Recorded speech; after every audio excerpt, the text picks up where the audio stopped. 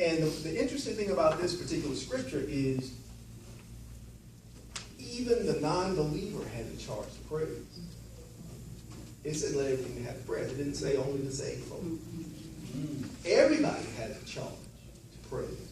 And we do know that every knee shall bow and every tongue will confess at the end. But even here they have a charge. Do they have breath? If they have breath, they have a charge to praise.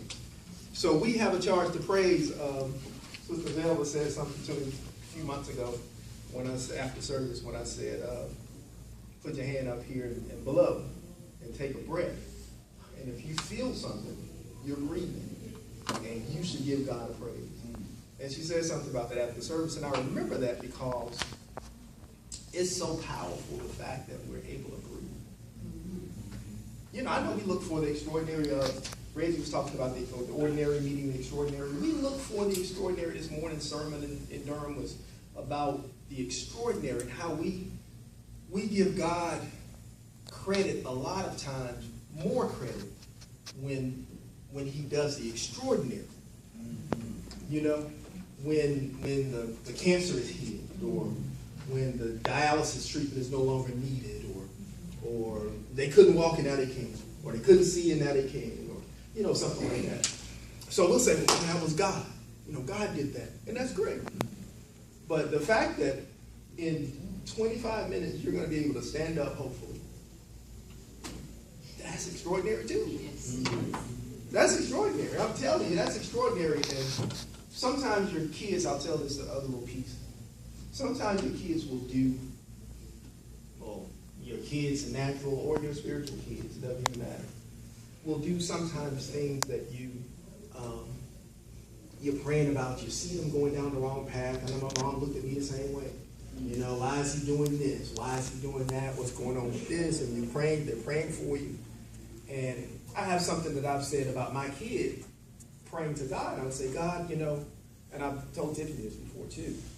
I say, my prayer is just that God won't have to allow something catastrophic to happen to get their attention.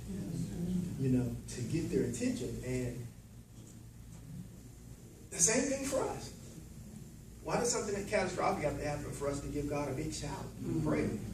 To really just blow the roof off for God. Because that's what we would do if we couldn't walk and now we can.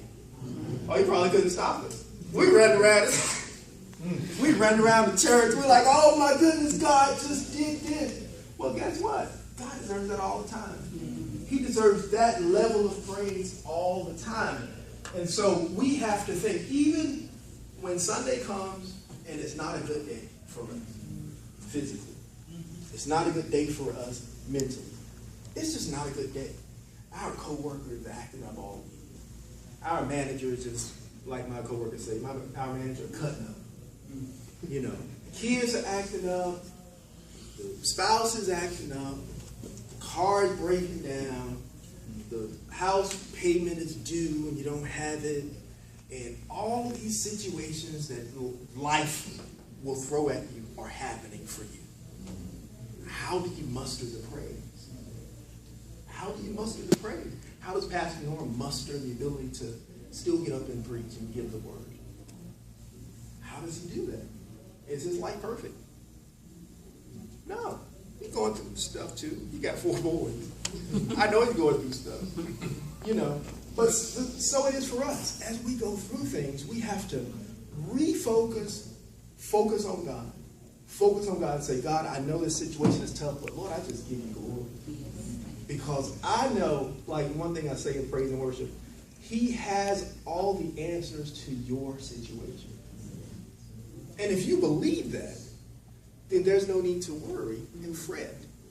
Because do we believe he has all the answers to our situation? See, it's easy to say that because we may not be facing something that's life-threatening.